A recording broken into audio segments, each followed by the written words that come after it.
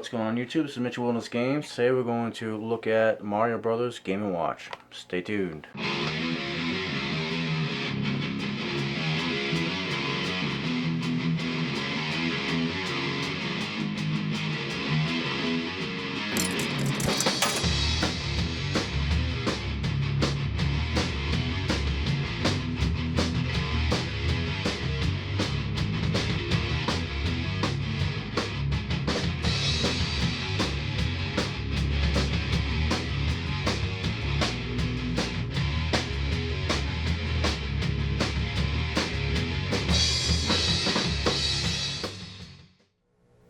Welcome back. Let's take a look at it. Mario Brothers Game & Watch. This is a game that I've had since I was a kid. Cost me, I think, 30 bucks. Mine got lost about 5 years ago. I had a job. I worked out of the country. When I came back into the country to my house, it was gone. I don't know. Weird. Anyways, amazing game. It has two screens. Opens to the right instead of the left, which is interesting, right? Normally a book opens this way. Very attractive game. You control Mario on the right screen, Luigi on the left. Two game modes, A and B. A is easy, B is difficult. Alarm, set time. I think ACL like wipes out the high score memory, stuff like that. There's a setting on the score. When you reach 300 without a miss, then all the points until you miss are double that you earn, which is super cool. So yeah, I picked this up on eBay last week because after a good 4 years or so of looking for mine, I gave up. I mean, I spent probably 100 hours looking for it and just gave up. Not cheap. It's like 80 bucks. No manual, no box, which is how mine was when I was a kid. I never got the manual. When I bought it, I didn't get a manual with it. Box, nothing. They didn't give it to me. So, I don't know. So, I didn't care if I got a manual or not. And it's a very interesting game because you control Mario and Luigi completely independently. And basically they work on a bottling factory, kind of like Laverne and Shirley, right? Case comes this way. It gains a couple bottles. It has a click in the middle. One there. One here. Now it's going to come over here. See? And it has two bottles. Right, Luigi's going to put it up on this conveyor belt. They'll get two more on this side. And then they get two more in the background. And then a full case there. And when it comes here, it's going to have a top attached to it. A full case. And then over here, that case is packed with like a bow and stuff. It's like packaged, ready to go. Then Luigi takes it and tosses it onto the truck. Once you get 8 of them onto the truck, then you beat that stage. And so this the Game & Watch technology is really cool. It uses like basically just like Casio. It just uses a screen that calculators use. And Gunpei Yokoi, who had the idea, was a genius.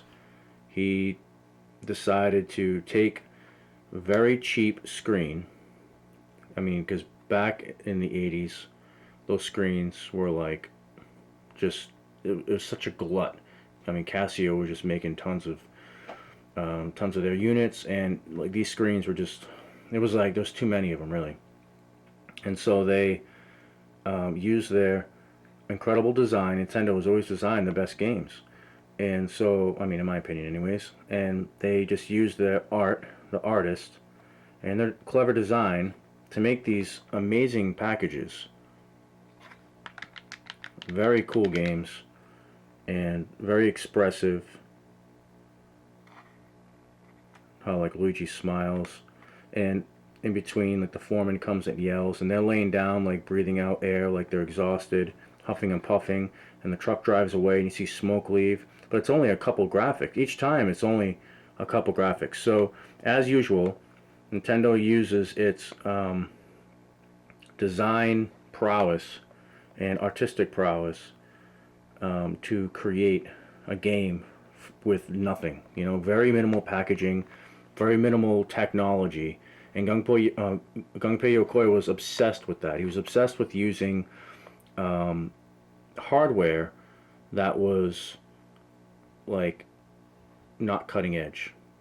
And we'll do a whole nother video about that because that became, because he was one of the bosses at Nintendo. He was actually Shigeru Miyamoto's boss at the time of R&D1. Shigeru Miyamoto was under him, and they actually made the Donkey Kong arcade together. That game, this game, right? And this game is the game that made Nintendo finally a video game company that makes money. This was their first hit ever. That cabinet right there. And so Gunpei Yokoi and Shigeru Miyamoto made this as well, versus Duck Hunt. And so this is another one of the Yokoi exploits, was Game & Watch and making these games. And he was very smart where he put colored bezels in the game, as you can see. And it's not being, it's not being interfered with, it's not being created by the hardware at all. It's just a black and white screen. Very similar to arcade games that have colored bezels that make a black and white game appear to be colored. The early games, right? Like Space Zap does it. There's quite a lot of games. Universal did it a lot. And they just like put this art in here with different color panels. And it's like a layer. It's like a mask.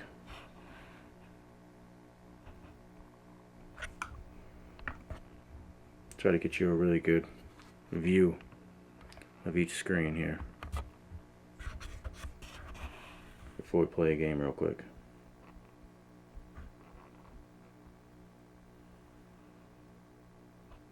There we go.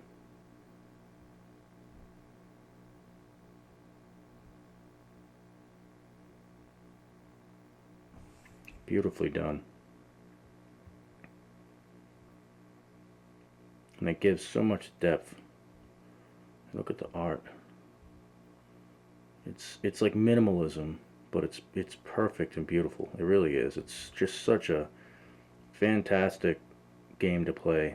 All the Game & Watch, I mean, that I've seen they're just like this. They're very they're just very intelligently made games. Look, you can see the bottles behind. Just by putting a couple little sprites, a little extra line added in between.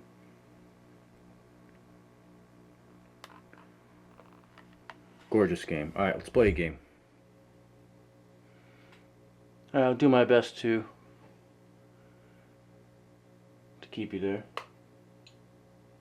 High score, I think, is 643. It blinks for a second when you start a new game.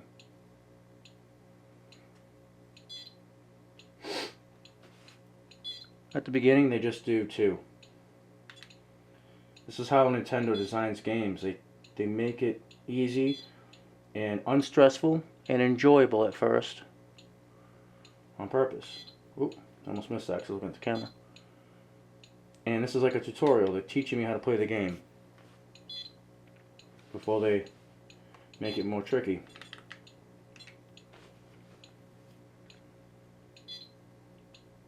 It's interesting that how they design games is consistent even on a platform like this.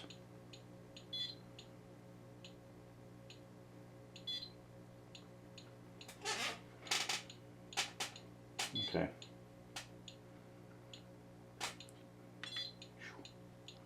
Looking at you, making sure you can see. Alright, you can. Alright, I'm going to just play now.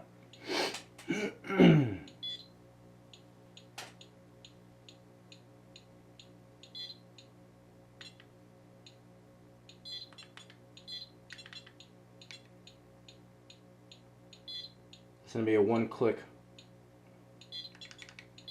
See that? One click distance there. So what was that?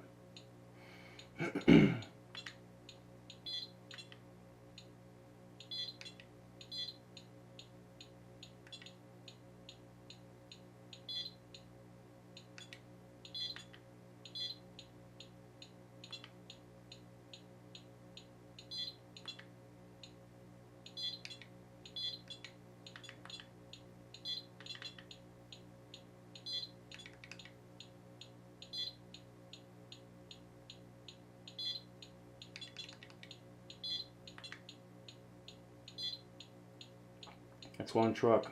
Oh no, it's not yet. Two more. Sorry. This will be the one truck right here. Finished. Right as I get to that last one, they start overloading. They add two more. It's also very Nintendo in style. They start making it tricky right as you see. There we go. Awesome art. Huffing and puffing. Their bosses come and yell at them for taking a break. Tell them to get back to work. Alright. I'm like watching the camera a lot to make sure that I'm still in frame for you. Alright, it's about the best I can do. Alright. But it's very Nintendo. Where they show you the goal. And you see that last one, you're like, man, that's it. Then they throw you two curveballs.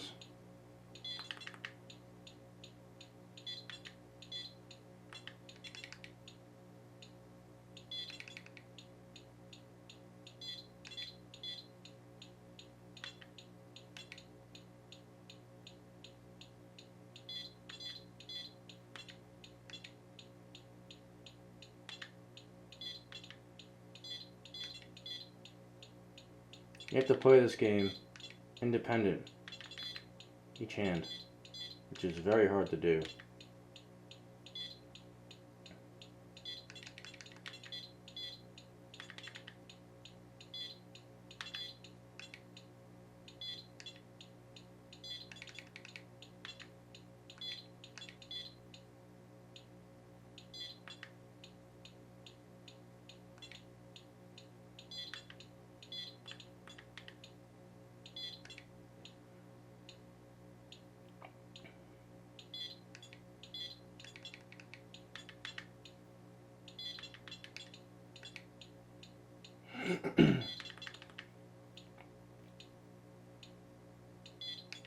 It's the last one for the second level, second board.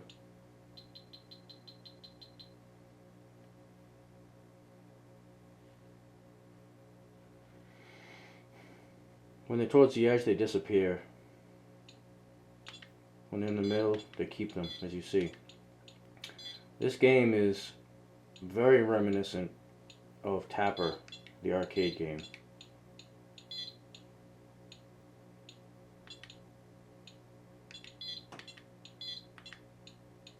I set Luigi up there early because I knew that was going to be the first one he'd have to do. Just like I know Mario has to be the top one, right there next.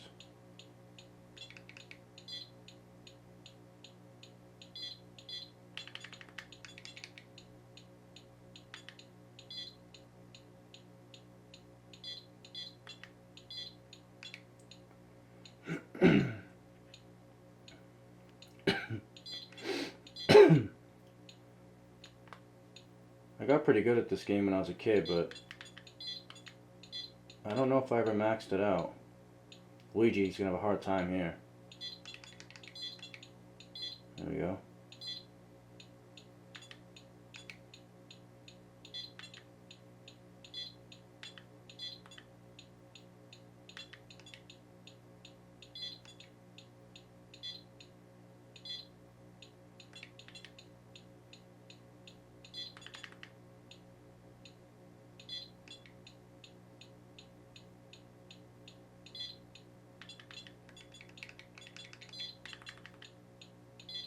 Down will be in front.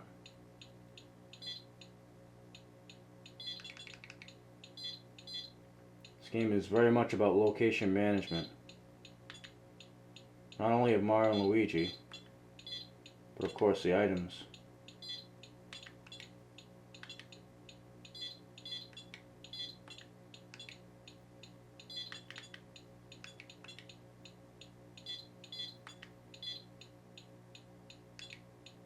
Oh, almost missed that one. That one's right on the edge, it might disappear. Hopefully you can see what I'm doing. I don't want to zoom in too much. You might miss it. Yeah, I could cut off screen by mistake. I'm at 193 points, top right. Each one I move is 1 point. Again, unless I can get to 300 points without a miss.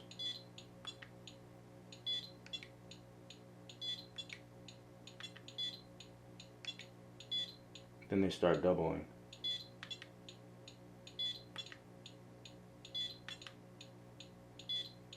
It's pretty intense.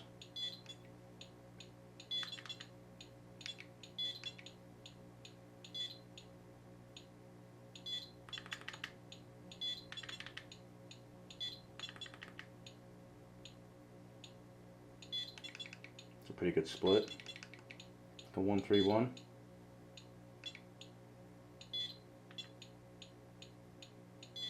This will come first.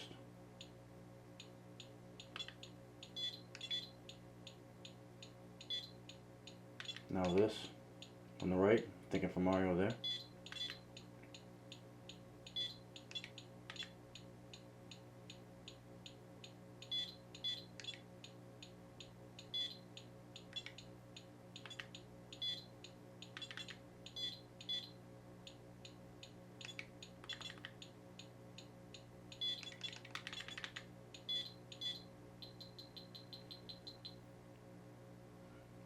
Another level passed.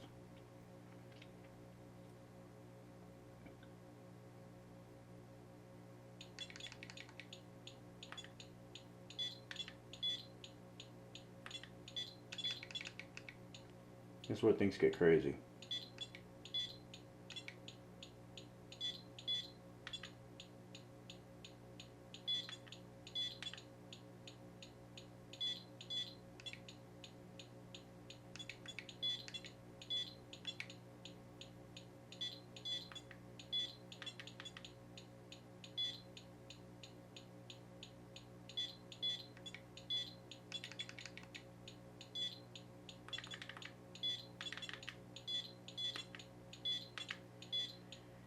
Oh boy, quite a split coming up here.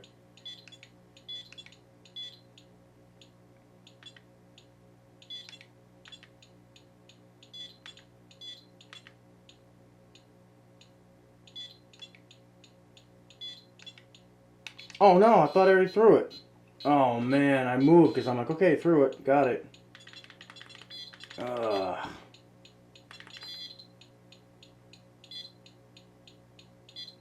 That's the worst, when you think you've thrown it. I thought Luigi already threw it. That would have been my 300 without a miss. Oh well.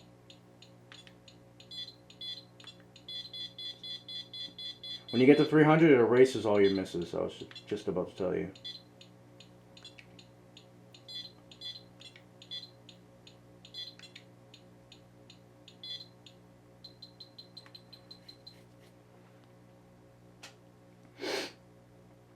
Yeah, sometimes I go a little too fast and I run right before the package actually gets pushed up.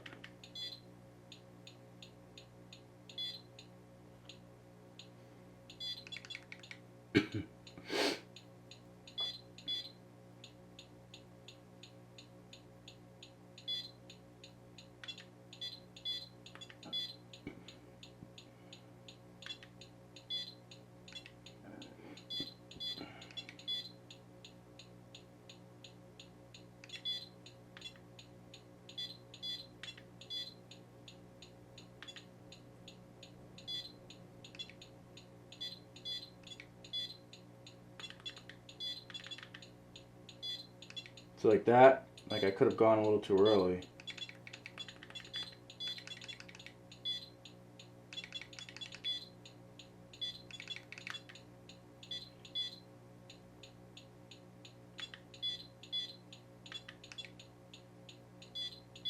Alright, this is a dangerous board right now. Things are not moving as pieces.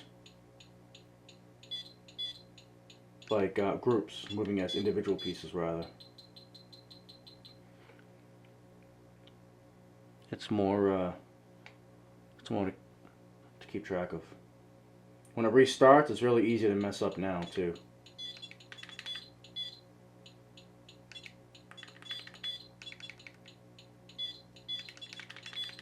See, I'm barely catching these right now.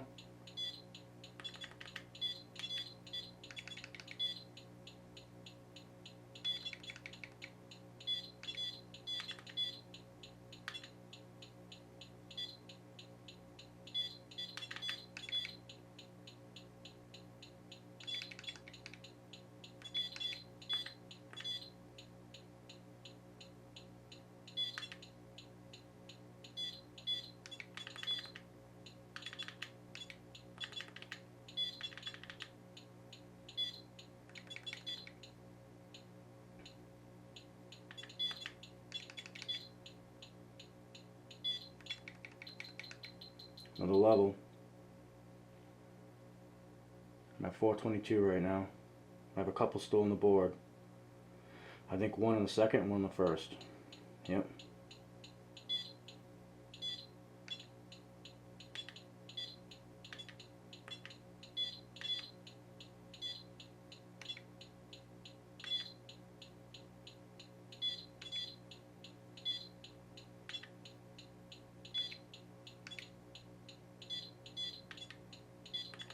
Also notice you can't like move them at the same time.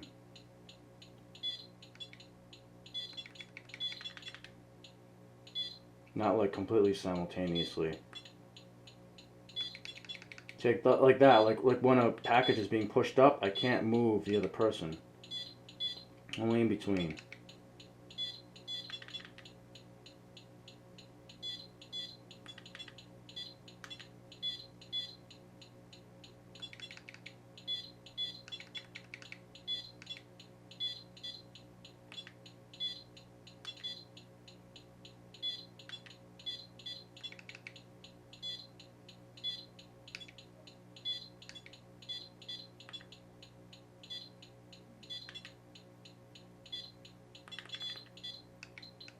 Wow. 3 on the belts right now. Whew. I'm at 46.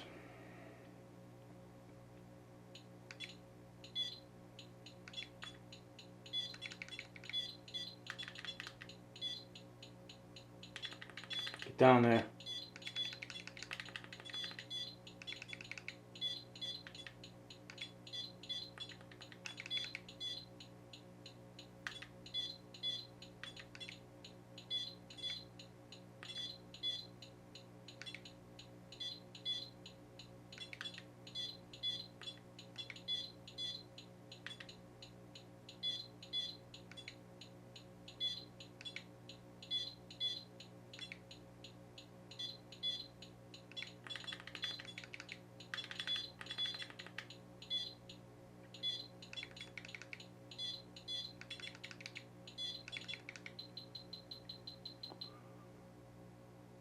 That was very intense. 539.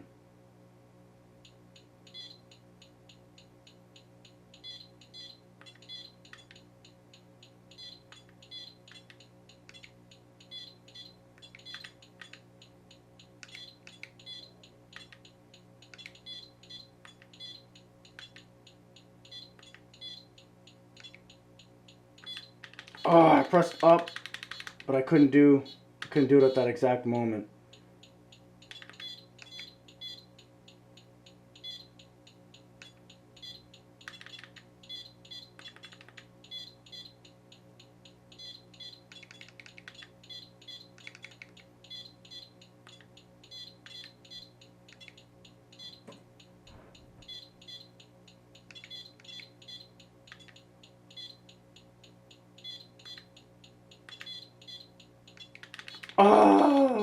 didn't do it again. Awful. Get up there, Mario. Holy crap.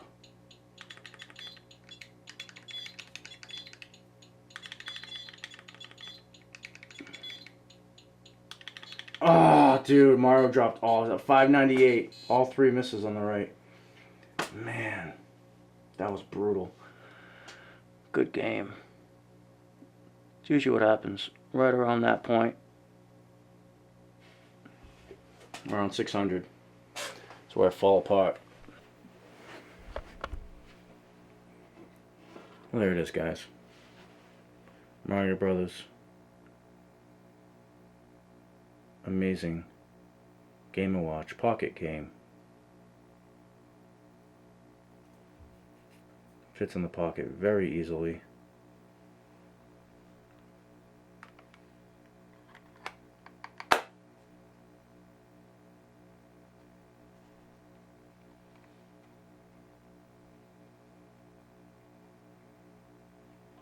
Just says like 1983 on it, made in Japan.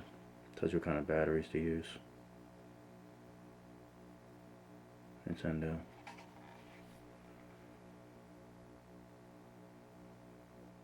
Alright, well, thanks a lot for joining me tonight. Play some Mario Brothers Game & Watch. Very slim, fits in my cargo pocket very easily. Awesome, awesome unit. A lot of the Game & Watch games are a single screen, and this is very challenging because it's 2. Very independent. And I like that that challenge that it does give. It's truly a very hard game. Like when you really try to make your brain work independently, you almost like just stare in the middle and just kind of zone, you know? It's cool. See you on the next one. Hope you enjoyed it. Take care.